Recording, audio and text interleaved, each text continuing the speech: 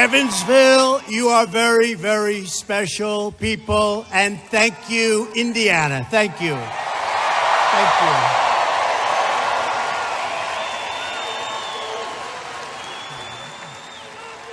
you. We had great success in Indiana, as you know. That was an incredible experience, and we really honor you. Very, very special people. Thank you very much. Thank you.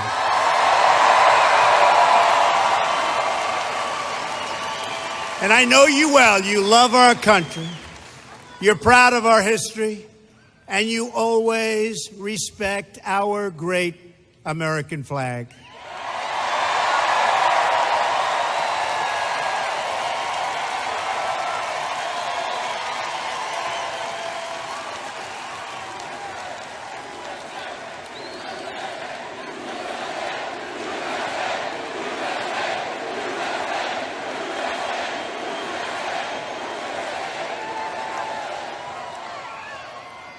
This is a really incredible time for your country. This is a truly amazing period of time. We have the best economy in the history of our country.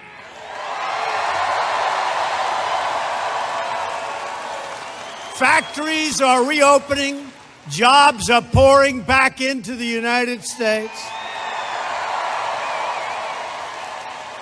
We are putting your great Indiana coal miners and steel workers back to work.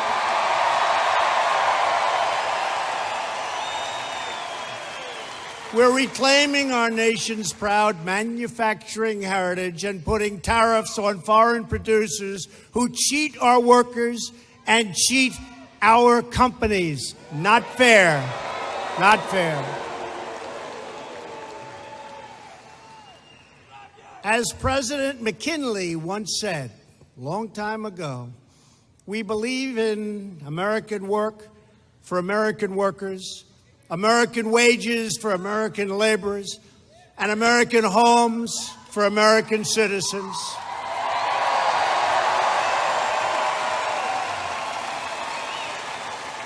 Just this week, we made another truly historic announcement.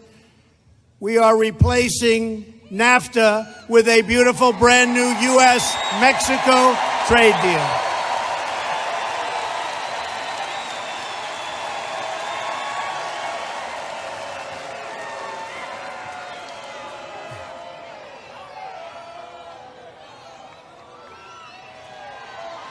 And as we speak, Canada, and we love Canada, right? But they have to get rid of those barriers and they have to get rid of those big tariffs. Canada showed up at the White House.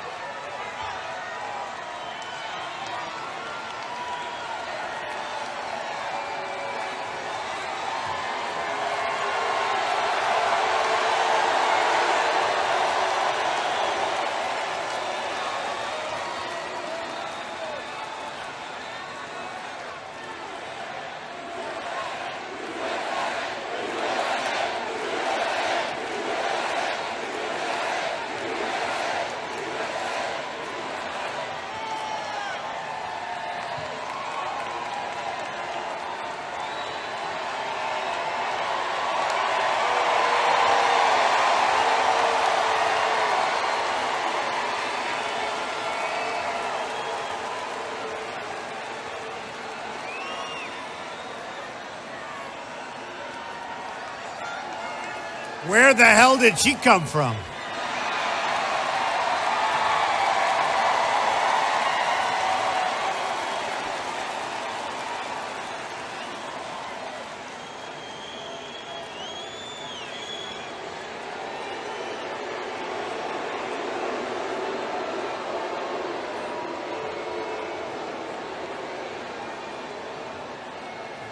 And now tomorrow, that's one person. And now tomorrow you're going to read headlines.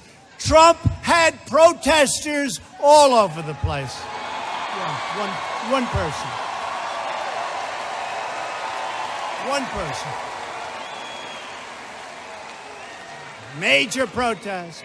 But are they going to talk about the thousands and thousands of people inside of this arena and outside of the arena where we put screens? No.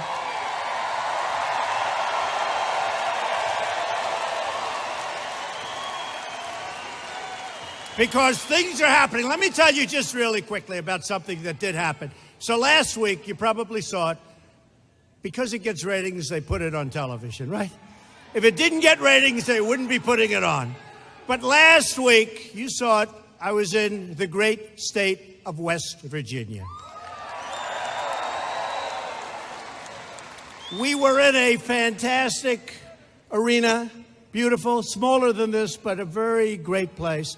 We had crowds that were incredible. And the enthusiasm, I hate to tell you, the enthusiasm that you have tonight in West Virginia, it was exactly the same. Can't get any more, right?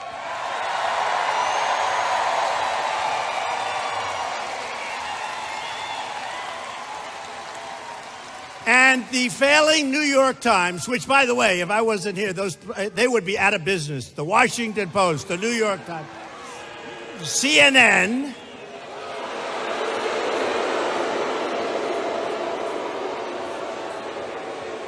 So a writer for the New York Times that pretends she knows what she's talking about hasn't got a clue. Now, and I'm telling you, the enthusiasm was the same. The place was packed. She made the statement that President Trump was disappointed to see some empty chairs. Yeah, they were going to the bathroom, maybe. And listen, and he was so disappointed at the tone in the room. We left there saying, that was amazing. These are just dishonest, terrible people. I'm telling you that. Terrible people.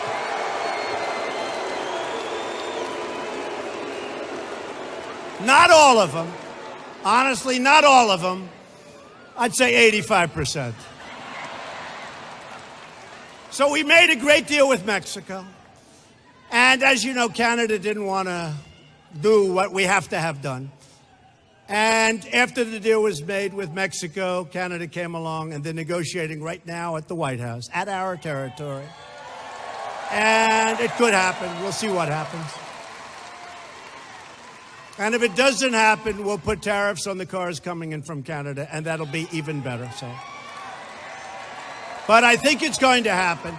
And we've really developed a very good relationship. Look, we love Canada, but they have to treat us fairly. They haven't treated us fairly, right? I'll give you an example with Canada. Dairy products. They put tariffs on our dairy products going into Canada, almost 300%. We can't have that. Can't have that. And a lot of other barriers where we can't sell. So we'll open it up, or we'll be, frankly, maybe even better. Either way, it's going to work beautifully, okay? That I promise you. Because I'll tell you what, this country is tired of being ripped off by other countries. Tired of it. And we're doing some great deals with other countries also. You've been reading about it. And they're getting done one by one. And if they don't get done, we come out almost better. So that's the way it is. But we're thrilled to be joined tonight by many of your state's great Republican leaders. And I have to say, a man who followed a very hard act, our great Vice President, Mike Pence. But a man who followed Mike, that's a hard act, because Mike did a great job as your governor, and he's doing a great job for us now in Washington. And you have a governor, Eric Holcomb, who is doing a fantastic job. Fantastic job. Thank you. Thank you very much, Eric. Thank you. Great job. And Mrs. Holcomb, thank you very much. It's a great team. Great team. People that have really helped me in Washington. You know, we did a lot of things, including cutting your taxes, the biggest tax decrease ever. Congressman Larry Bouchon and Congressman Todd Rokita. Thank you. Thank you, Larry and Todd. Thank you.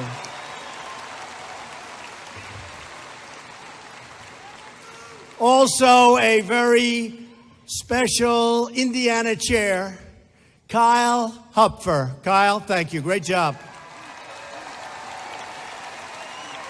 Kyle, how are we doing in Indiana, Kyle? They're going to beat Joe Donnelly. Going to beat Joe Donnelly. You're going to beat Joe Donnelly. You have to, because we need the votes. We need the votes. You're not going to get, Joe's not going to vote for us on anything. He's maybe going to vote for a great judge right now. But before we talk about that, I want to bring a person up to the stage who's really done an incredible job. He went through a primary with a couple of real pros. And I have to say, they have been so fantastic. You did so well. So well. We appreciate it, man. You know what I'm talking about. You know. Incredible. Incredible. But he went through, he did great. People loved him. He's been a very, very successful businessman, which is really what our country needs. I mean, a lot of this is business and it's common sense.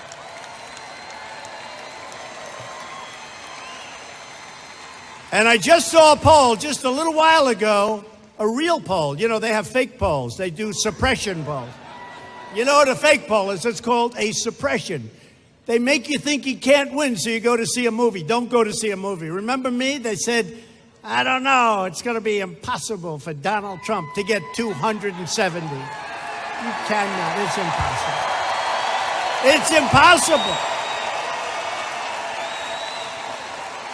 Remember the lines from NBC, which is probably worse than CNN?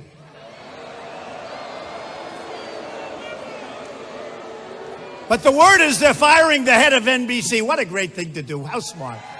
That's what the word. Who knows? With these people, you never know. But by the way, take a look. Todd, everybody, Governor, look how many cameras you have back there. It's just like the Academy Awards. Look at it. They can't get enough. But when I start screaming fake news, you see those red lights go off for a little while. You know, excuse me, we have technical difficulties. Okay, then they go back. Right? Look at that.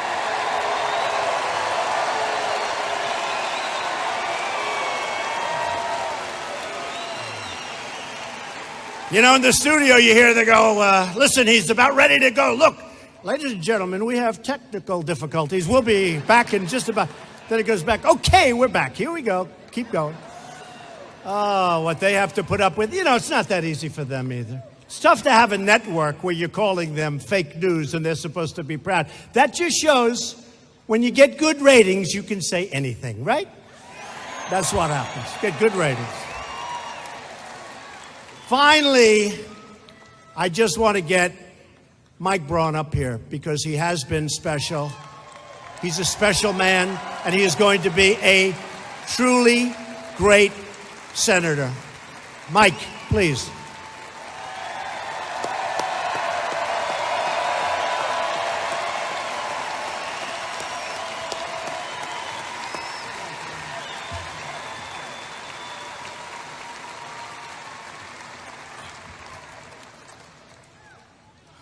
Never a dull moment in this pursuit, is there?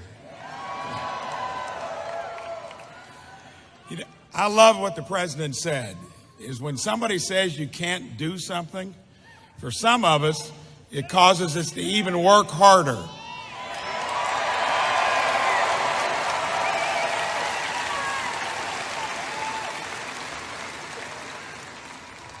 When I watched this man clear the field back in 2016, when they said it can never be done,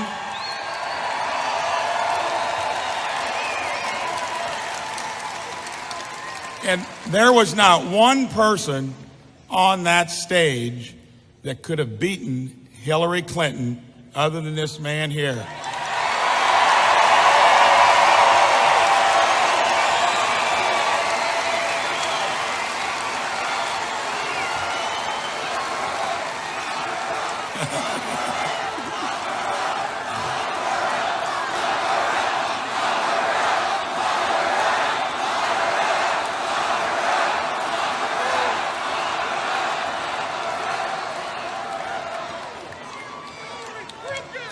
And the other thing you need to know is politicians too often say something and they never follow up on it.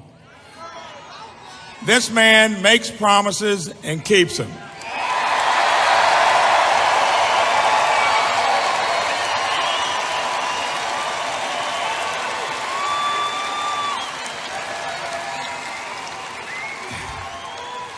And he needs a true ally. Not somebody that says something when you're in Indiana and does something differently when you're in D.C.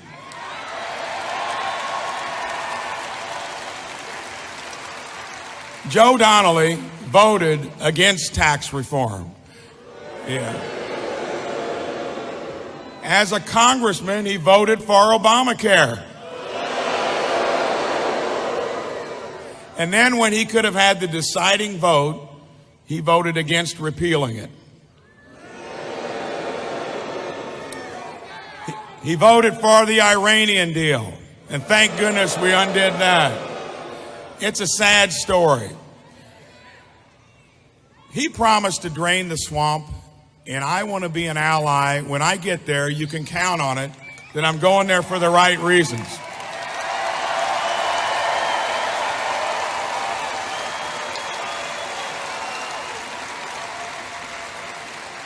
I'm not going there for the pay or the perks or the pensions that they get like none of the rest of us do. I'm going there to make this man have an ally there that you can count on every time.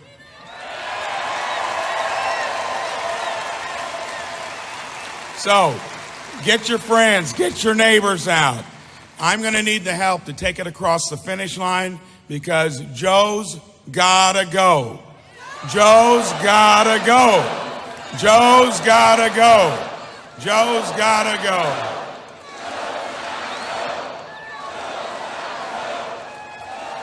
Thank you all. See ya.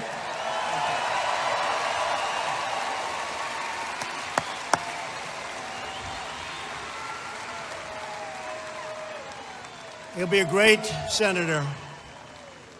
A vote for Mike Braun is a vote to, did you ever hear this before? Make America great again.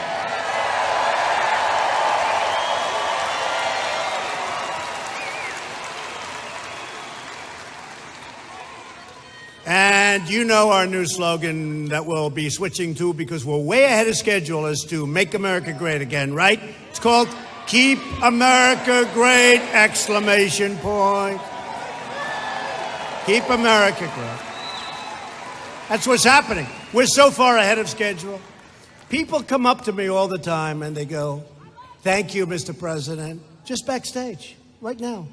People, thank you, Mr. President, for saving our country. Our country was in serious trouble. And when you hear them trying to take credit for what we, you, me, all of us together, what we've done, if we didn't come along, you would have had, instead of 4.2, you know, it was raised yesterday from 4.1. You would have been in negative numbers.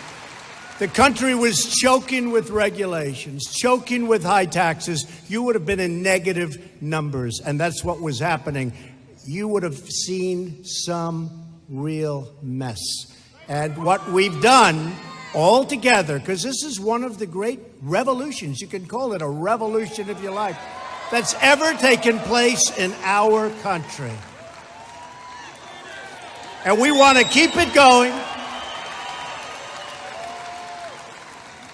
A vote for Mike's opponent, Sleepy Joe, is a vote for Chuck Schumer, Nancy Pelosi, and who else? Maxine Waters.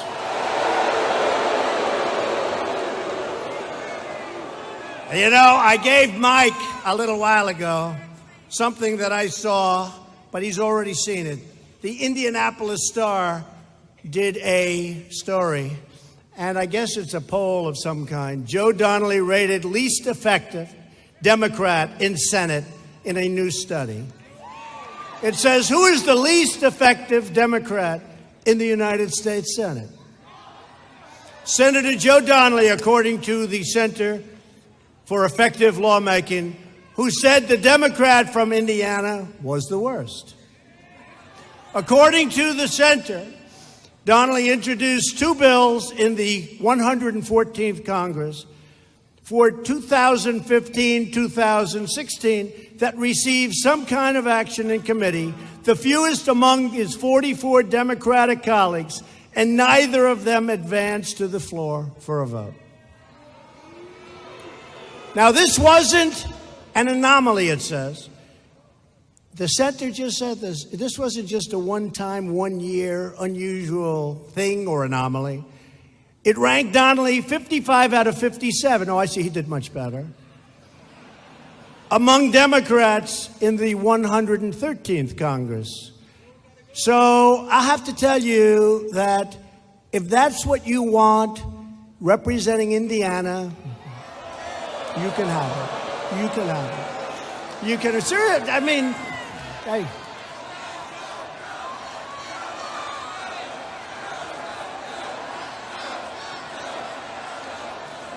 Joe Donnelly voted no on tax cuts. He voted no on Obamacare.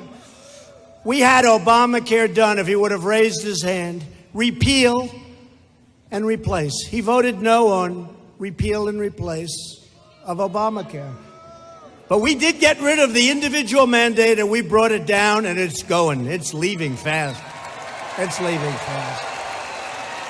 Joe Donnelly voted against enhanced vetting for refugees.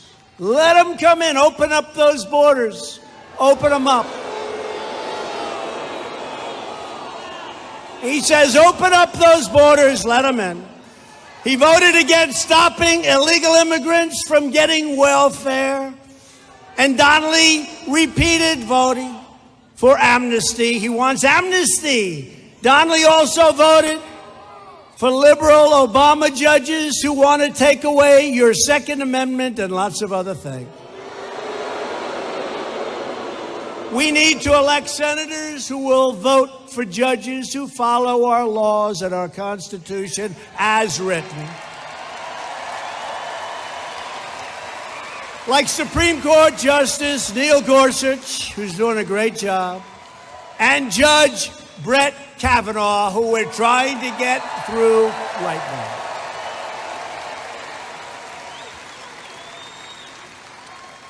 In this election, you aren't just voting for a candidate, you're voting for which party controls Congress. Very, very big vote.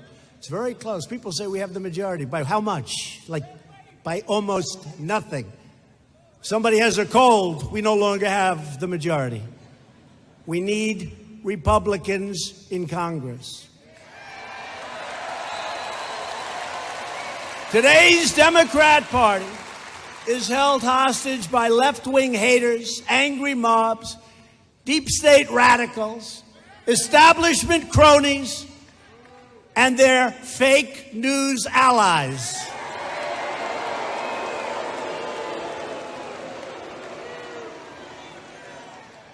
Our biggest obstacle and their greatest ally actually is the media. You can believe it.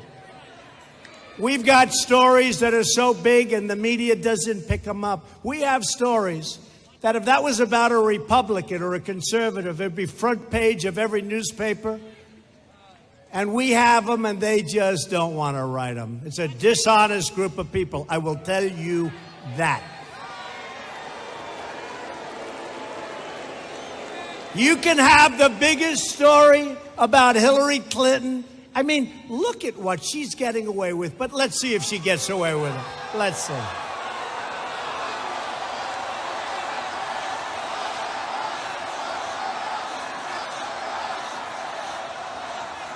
All I can say this, our Justice Department and our FBI at the top of each, because inside they have incredible people, but our Justice Department and our FBI have to start doing their job and doing it right and doing it now. Because people are angry. People are angry. What's happening is a disgrace. And at some point, I wanted to stay out, but at some point, if it doesn't straighten out properly, I want them to do their job. I will get involved, and I'll get in there if I have to. Disgraceful.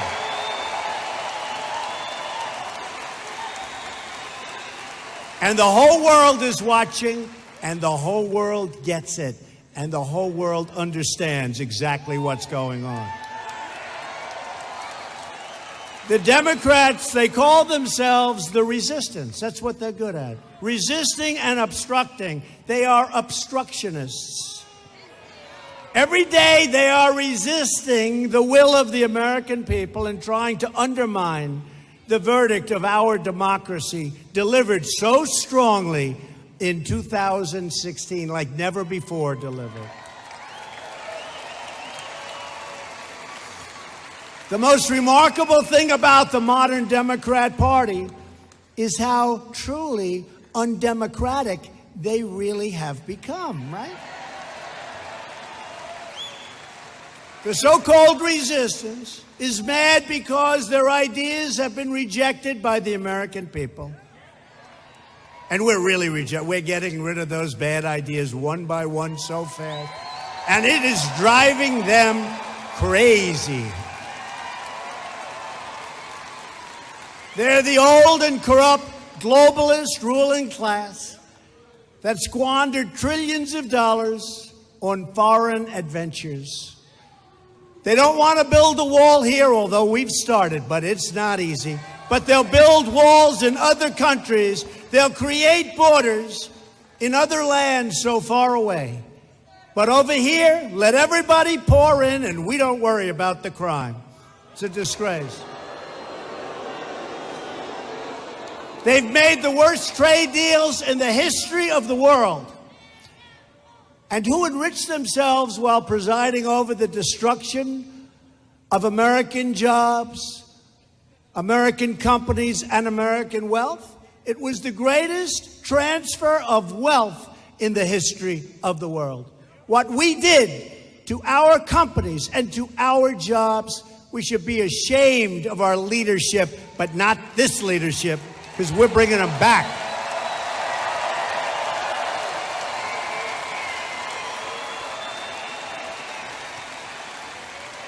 When we pledge to work over corruption in Washington, these are the people we're talking about. So in this election, we can't let up.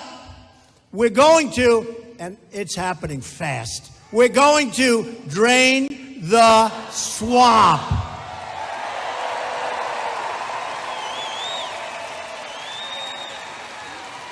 We've replaced failed Democrat lawmakers with America First Republicans, and it's happening. We want people like Mike Braun. Republicans stand for stopping illegal immigration, fixing bad, horrible, obsolete trade deals, unleashing American energy, cutting taxes, supporting our militaries and our great vets, our great, great vets.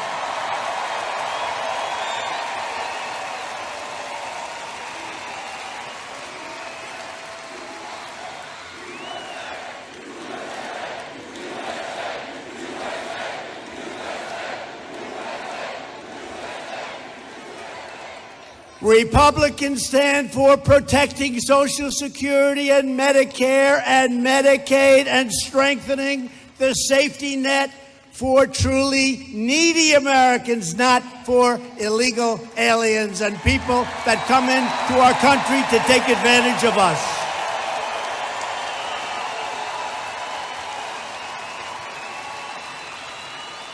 Democrats want to raise your taxes. We want to lower your taxes. By the way, that doesn't sound like a great campaign theme. We're going to raise your taxes. We're going to fire ICE. I don't think that works too well. They want to raise your taxes. We want to take away your regulations. They want to increase your regulations. They want to weaken our military. They don't want to give us, we're always fighting money. We want money for our military. They want money for things that you wouldn't believe. They want to shut down your coal mines. That's not happening. By the way, you're up like 60%. You're doing all right.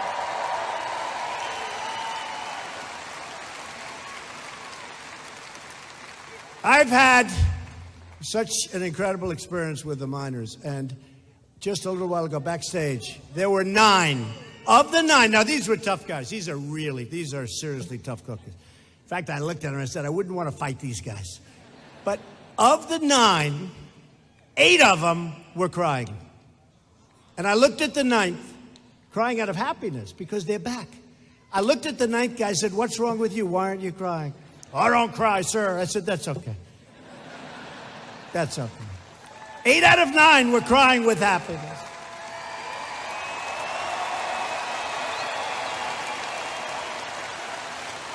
And they want to raid Medicare to pay for socialism. Somehow, I don't see Indiana being the next Venezuela. I just don't see it. Right? We don't see it. That's what would happen, too. At the center of this election is the issue of border security, so important. We've now started the wall in San Diego, and we're doing another 90. It's like pulling teeth to get the money from these Democrats. We got $1.6 billion. Then we just got another $1.6 billion. Now we're asking for a lot more. We can do that thing so quickly.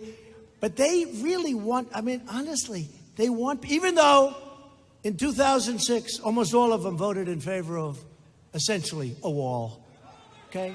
Now they think it's politically expedient to anything Trump wants, please go against. Please. Because they are not liking my poll numbers even a little bit. And within the Republican Party, I have to say this because this is very cool. Within the Republican Party, the highest poll numbers, I think it's, well, they have 90, they have 92, and they have 93%. The highest poll numbers ever. Ever. Is that crazy? I actually asked them. I said, did they do polling when Honest Abe Lincoln was around? You know what? Nobody's been able to give me that answer, but I'm assuming they did, okay? So we can say we're beating Honest Abe. Democrats want to open borders, which really equals allowing into our country massive amounts of crime. Republicans want strong borders. We want no crime. We want great law enforcement. And by the way, we love our law enforcement.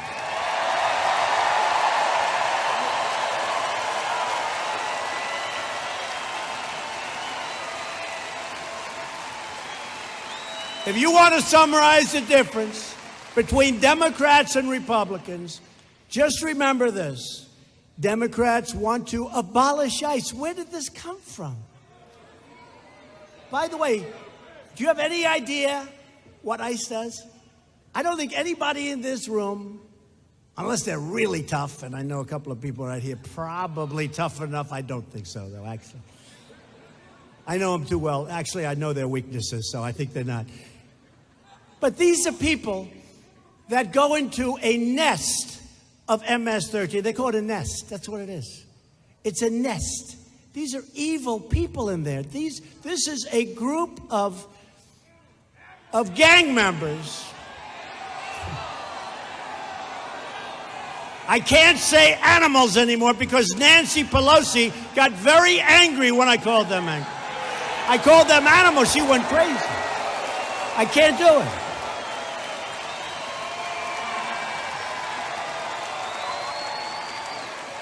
I can't call them animals, even though they have guns, but they don't like using guns because it's not painful enough. They want to slice people up. Young girls walking home from school, 16 years old, and they sliced them up. They died. They died. Their parents are incredible people. I met their parents, devastated. And the reason was because it was more painful. And then I call them animals, and Nancy Pelosi gets upset because I'm talking about human beings. They don't get it. They don't get it. So we want to abolish MS-13. They want to abolish ICE. And I have to tell you about MS-13. You know, we have towns in Long Island. I grew up in that area generally. I know every one of those towns. They were always great. They were safe. You'd leave your door open at night. You never locked your door. You leave your windows open, no problem. Now they're infested with MS-13, but we're getting them the hell out so fast. Don't worry about it. They're getting. They're going. We're doing a great job. We're doing a great job. And we have really no laws to work with. We have really no laws to work with. The laws are horrible. The laws are the worst and dumbest in the history of the world. Again, between the trade deals world and our immigration, horrible laws in the world. But we're getting them out. But you know what? ICE, we call ICE. And they go into those towns, and they grab those guys by the neck, and they throw them into those paddy wagons. They couldn't care less.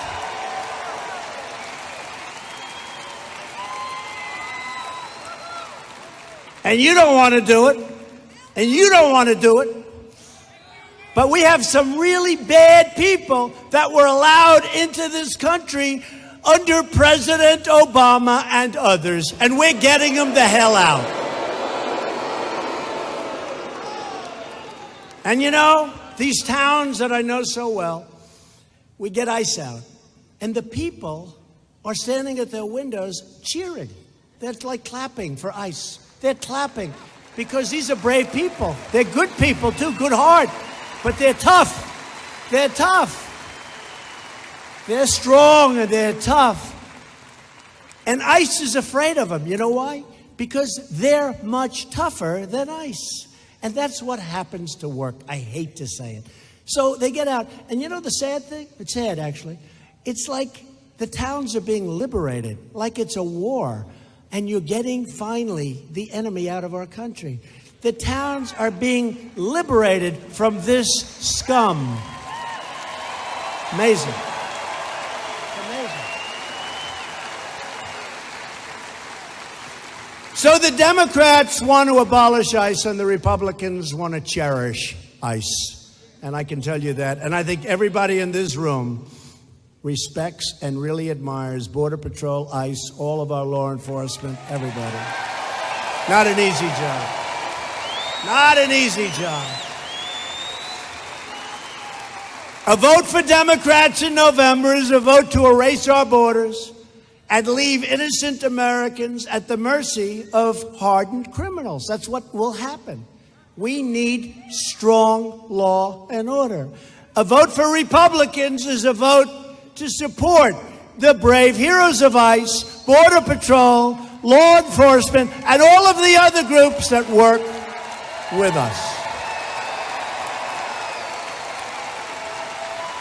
Every day, ICE, which is being so badly treated. That's why I'll sometimes go more and more in favor of talking about ICE. Because what the Democrats are doing to the morale of these brave people is incredible. It's incredible. And you know what? If they didn't have them, they'd be calling up begging, saying, where is that? We need ICE. We need somebody to help. This election is about safety, and this election is about jobs.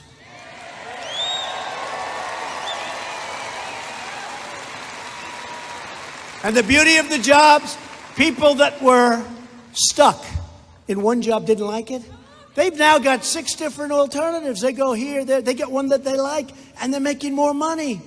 Wages are going up. Nobody thought this was going to happen. Excuse me, you ready? 3.8%. Isn't that nice? Nobody thought that was going to happen. Thanks to Republican leadership, our economy is booming like never before. It's never been like this. Economic growth last quarter hit a number that nobody thought possible. This number was 1, less than 1, and going down to negative territory. We've created nearly 4 million new jobs since the election and lifted almost 4 million Americans off food stamps.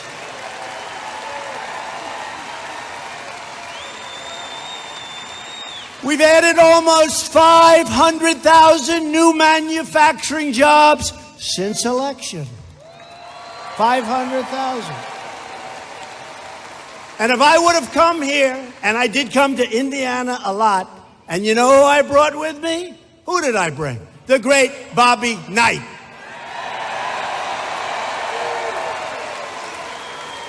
What a coach. You know that story with Bobby, right? A year before I was going to run, Bobby Knight called. And they say, "Sir, do you know a Bobby Knight?" I said, "You mean the coach?" This is before I ran.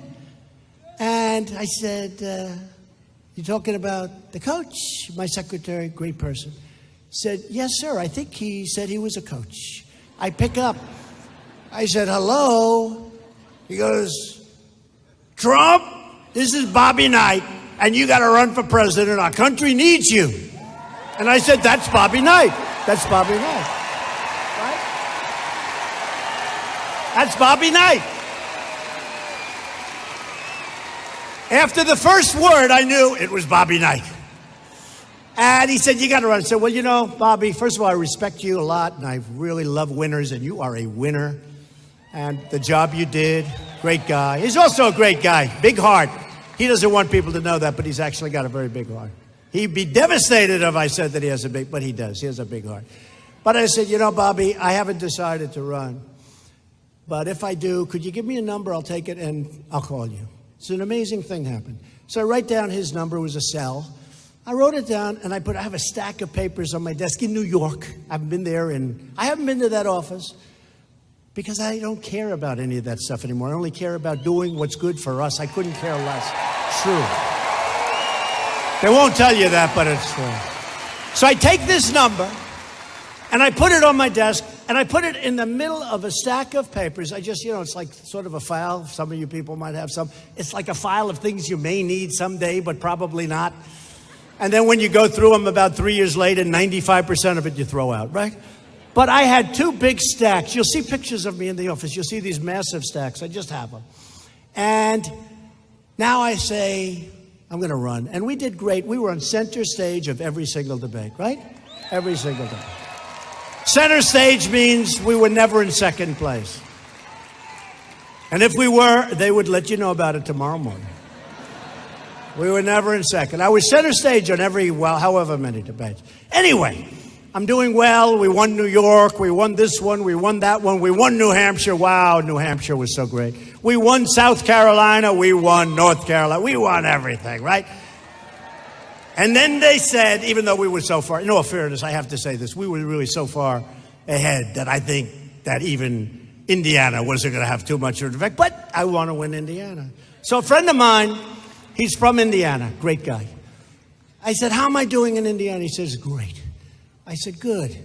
I said, "What can I do to ensure it?" "Well, if you could get like Bobby Knight to endorse you, that would end Indiana." I said, "It's funny that you mentioned that, but he called me a year ago wanting me to run. He said the country needs him." And I said, and I put his number right here. I was at my desk. I put his number right here. And true. I bet you I have 2,000 pages of stuff, more. And I said, I put it right here. And I lifted up the stack, like in the middle. I lifted it up. And there's a little card. It says Bobby Knight with a number. It was the weirdest thing. That's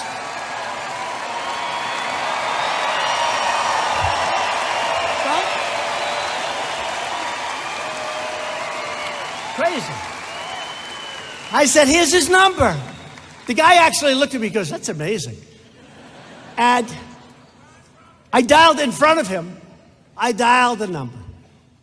And Bobby Knight didn't even ask who was on the phone. I guess he sees New York and he sees maybe Trump Organization.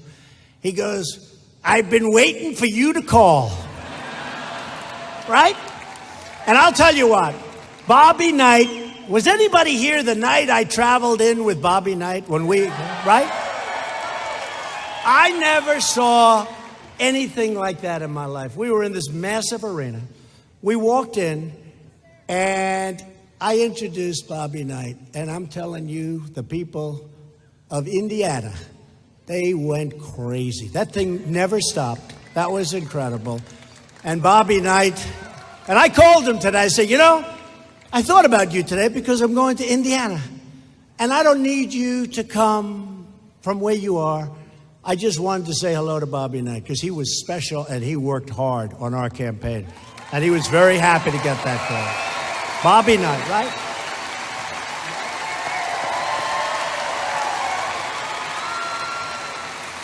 We love winners. We love winners. Winners are winners. Bobby, Jack Nicklaus, Tiger. How about Tiger, the comeback he's made, right? Tiger. Did you see the fake news tried to fake out Tiger? They didn't do too well. Tiger's sharp.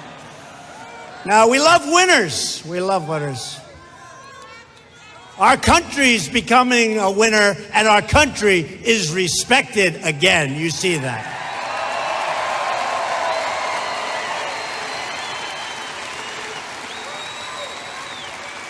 We've created not millions, not billions, but trillions of dollars of wealth in just a short time since our election. Trillions. And we're the talk of the world. I'll tell you, every foreign leader who comes to see me, almost, they walk in and they start off, Mr. President, congratulations on the incredible success you're having with your economy. Congratulations. Almost everyone. And something I'm very proud of, African American unemployment recently achieved the lowest rate ever recorded in the history of our country.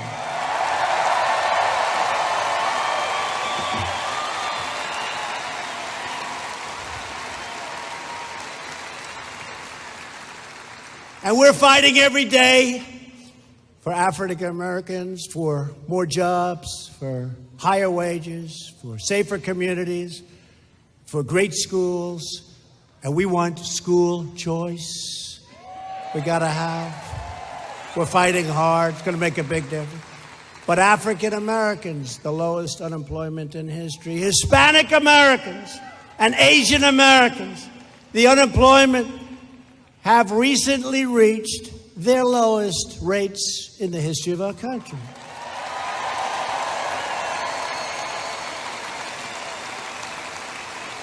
And I'd remember, and you remember, when I used to go, and I'd go to a big arena like this. Bigger. This is a pretty big one, I must say.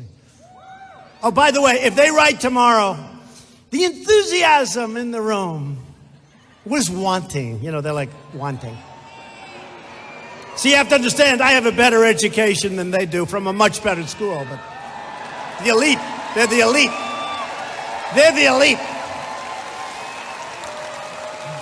I went to better schools. I went to better everything. And by the way, you ready for this? And I'm president and they're not.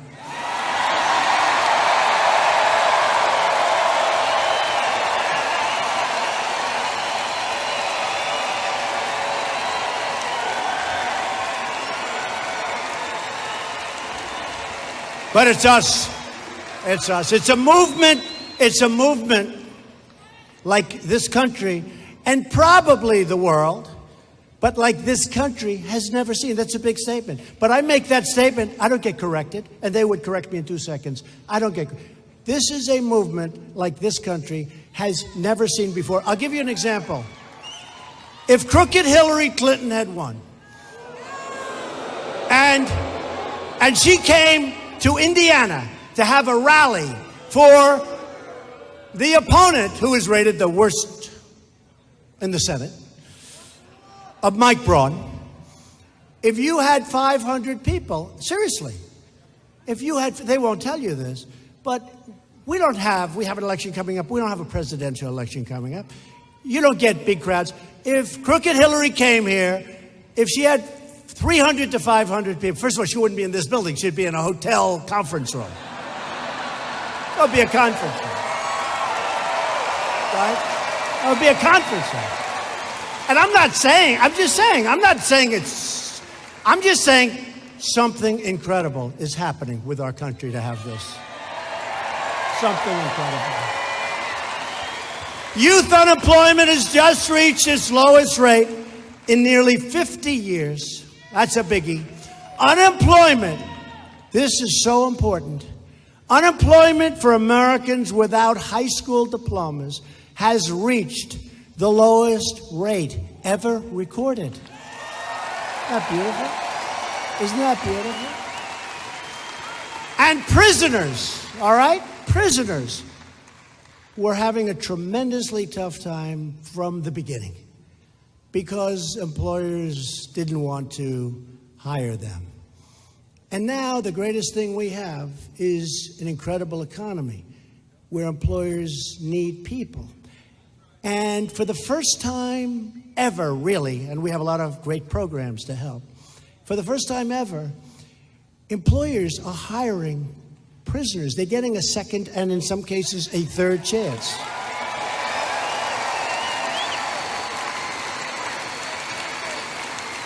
And I have a friend who hired prisoners. I said, whoa, that's great. And he said, you wouldn't believe how great they are. They're better than my other people. Now, he's got a couple of cases where he's not so happy, and that's the end of that. And that's fine. But he said, these are incredible people. And I guarantee you, Donald, I'll have them in here for 25, 30 years. These are incredible people. They're getting a second chance. In a couple of cases, he told me, it was a third chance. But it's unfair. They get out of prison. They made a mistake. They get out of prison, and nobody hires them. And they end up going back. They can't live. They can't eat. They can't anything. Now they get that second chance. Can I tell you what? We're working hard on that in my administration, and that's one of the things we're really happy about. Really happy. Incredible to watch. And they're doing a great job. All right, women, this is not good. So, African American, historic. Asian American, Hispanic American, all historic, right? Sorry, women. I let you down again. Women's unemployment rate recently reached only the lowest rate in 65 years. I let you down. I'm sorry.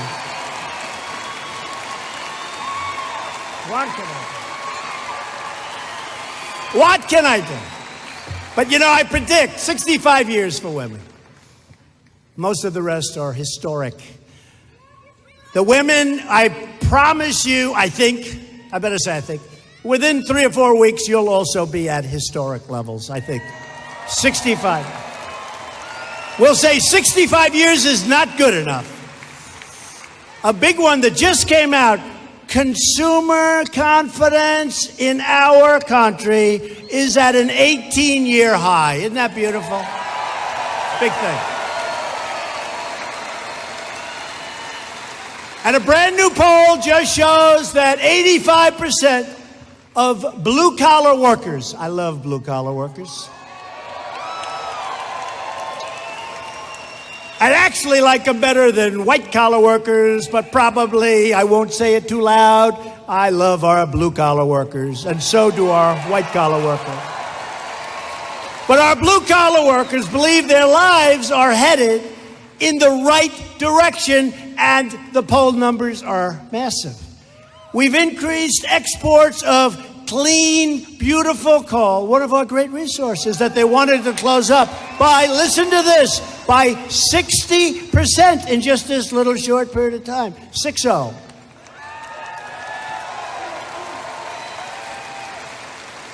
And thanks to our very strong trade policies, where we don't allow other nations to rip us off and take advantage of us any longer. And if they do, we put tariffs on their products coming in. Sorry, folks. Steel Dynamics announced a $75 million investment in Columbia City and a $400 million investment in Terre Haute. And U.S. Steel announced a $750 million investment in Gary, Indiana. U.S. Steel.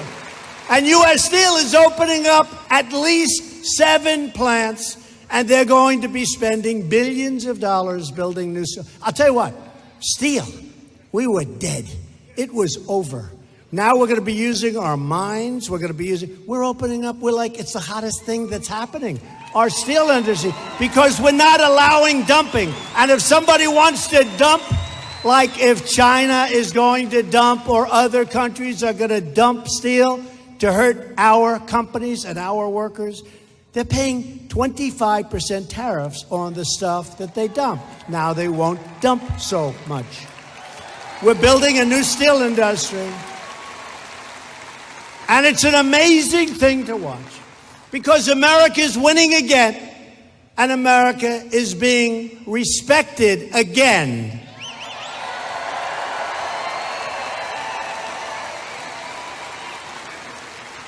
I'm proud to say that I was asked to help because they weren't getting any help. It wasn't going to happen with the previous administration. And we're bringing back the Summer Olympics in 2028, and we're bringing the World Cup in 2026 back to our nation. Those are just the little things. By the way, the Olympics, the World Cup, I mean, the big stuff, you know what that is. We passed the biggest package of tax cuts and reforms in American history. Indiana families are saving $5 billion on their taxes this year alone. $5 billion. And I tell the people, a typical American family of 4 earning $75,000 will take home $2,000 at least extra this year, and many will take home really much more than that. It's a lot. And one that people love because they said it would be impossible to do. Our tax bill saves small businesses and family farms, ranches, and all of the other things associated with if you die, you pay a big tax and your children lose it. We have gotten rid of the estate tax, also known as the death tax.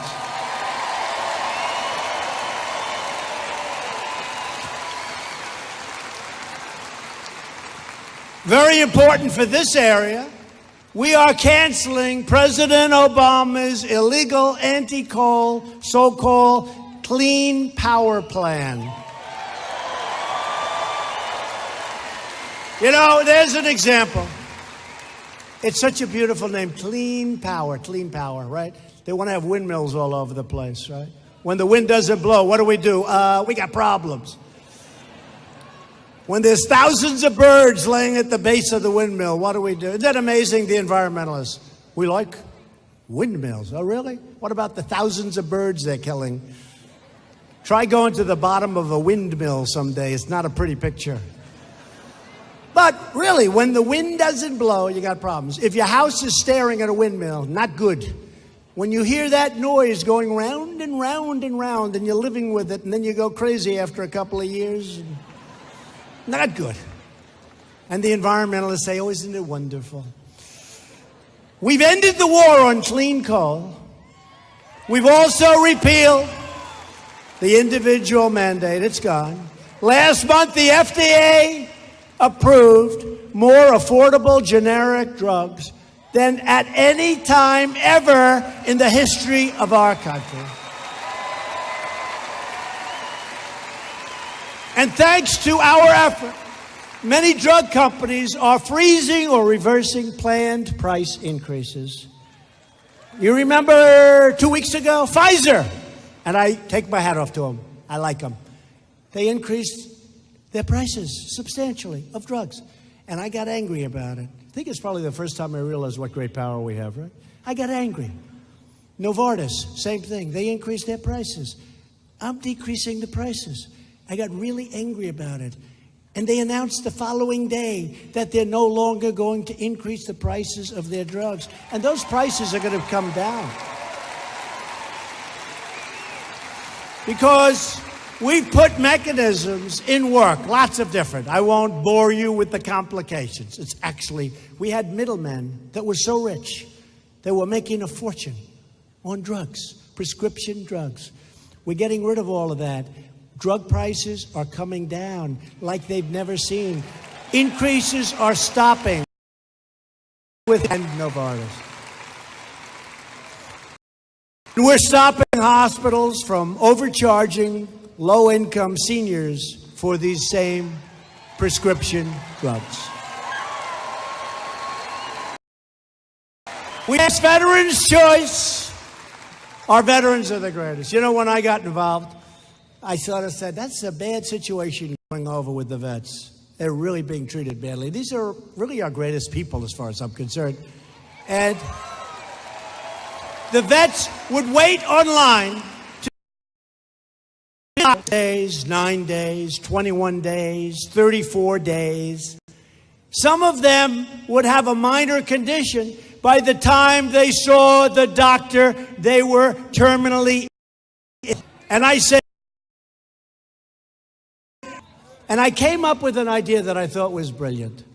I said, you know what? We have all these doctors, some of them really good, talented doctors, surrounding and in the neighborhoods closer than where the vets are trying to get taken care of. We're going to let the vets go and see those doctors, and we're going to pay their bill, right?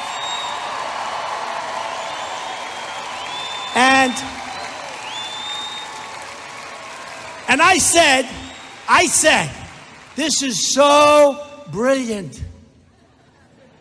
And then I presented it to Congress, and the congressman, yes, sir, we've been trying to pass this for 45 years.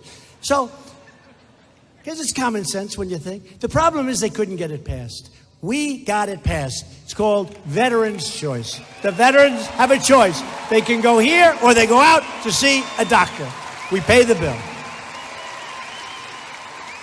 We also passed a landmark, and this was just as tough, believe it or not, VA accountability law, where people that work at the VA are now held accountable.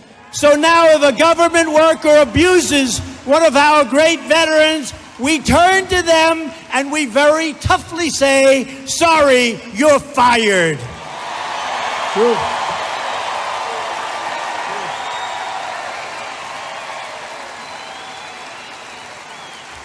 True. Very tough things to get passed.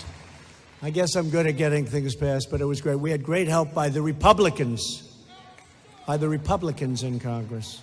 We had virtually no help by the Democrats. Very importantly, my administration is also standing up for the free speech rights of all Americans, free speech rights. Look at social media. It's a thing called free speech rights. You look at Google, Facebook, Twitter, and other social media giants, and I've made it clear that we as a country cannot tolerate political censorship, blacklisting, and rigged search results. And you know, it can go the other way also. We will not let large corporations silence conservative voices. And it can go the other way too someday. It can play little tricks with them. We're not going to let them control what we can and cannot see, read, and learn from. We can't do that. America is a free country, and we are going to stay always a free country. We're defending American values, and we're also defending our great American interests all over the world. We've secured a record $700 billion for our military this year, and $716 billion, another record next year. We're rebuilding our military bigger and better and stronger than ever before. And at my direction, the Pentagon is working to create a sixth branch of the United States Armed Forces. It's called Space Force. So important. So important. I withdrew the United States from the horrible Iran nuclear deal. And if you look at what's happening to Iran, they are not too happy. You know, when I came into office, Iran was like this big power. And there was just a question of when are they going to take over the whole Middle East? They're going into Iraq, they're going into Syria, they're in Yemen. They were looking at the Mediterranean far away. They were going to take it all over. And I said, you know what I'm going to do? I'm going to terminate this stupid deal made by the previous administration.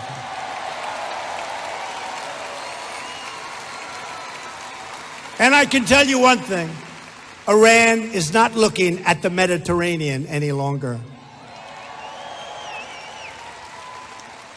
And hopefully that'll all work out between us and Iran. But they have to live by a certain set of rules. That was a terrible, terrible deal. Remember, they were given $150 billion. And then they were given $1.8 billion. What does that look like in cash? $1.8 billion. Hard to believe. You remember that. I also recognized the capital of Israel and opened the American embassy in Jerusalem.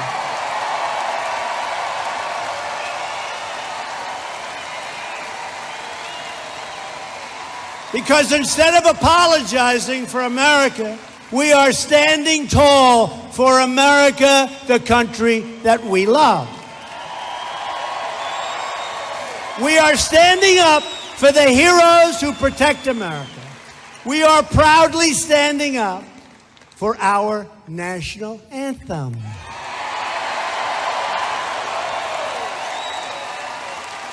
But if Democrats get back into power, they will try to reverse all of the incredible gains that we've made, including very substantially increasing your taxes.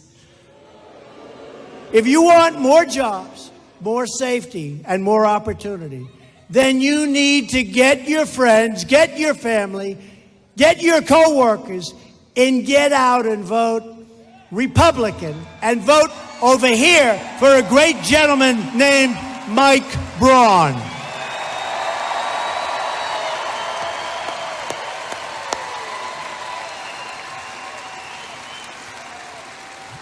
You got to vote for Mike Braun, local citizens. You love your state. You love your country. You're loyal. You helped build this country. Together, we're taking back our country, returning power to where it belongs. We're returning power to the American people. That's what we're doing. From Bloomington to Madison and from South Bend to right here in beautiful Evansville. This great state was built by patriots and pioneers, mechanics and ministers and farmers and factory workers. With American hands and American grit, your ancestors built a home for themselves and for their beautiful families. They were tough, and they were strong, and they were smart. They were proud Americans, and together they turned Indiana into a powerhouse of American people and American ingenuity.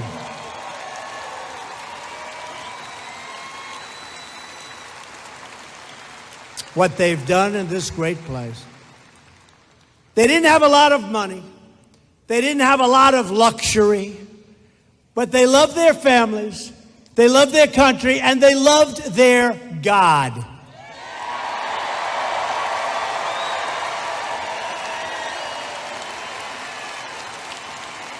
We stand on the shoulders of generations of American patriots who knew how to work, knew how to fight.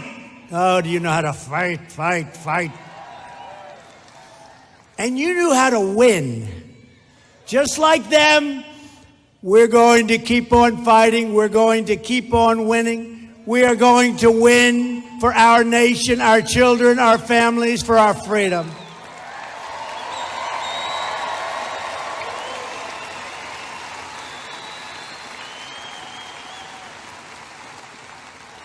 We will never give up. We will never give in. We will never back down.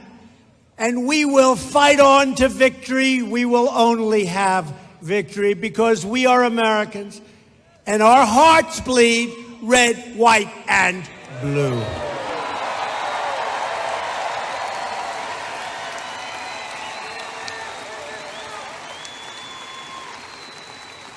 We're going to win so much that you're going to be begging me, please, please, Mr. President, the people of Indiana cannot continue to win like this. We're not used to this. This is terrible.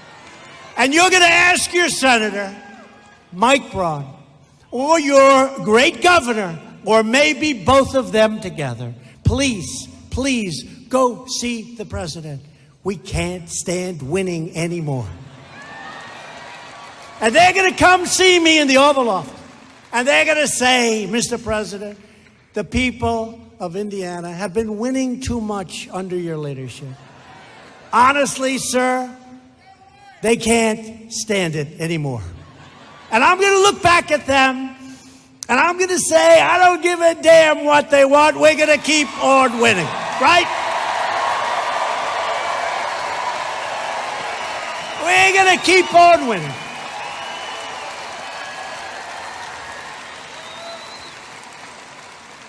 We're one people. We're one family. We're one glorious nation under God. And together, we will make America wealthy again. We will make America strong again. We will make America safe again. And we will make America great again. Thank you very much, Indiana. Thank you.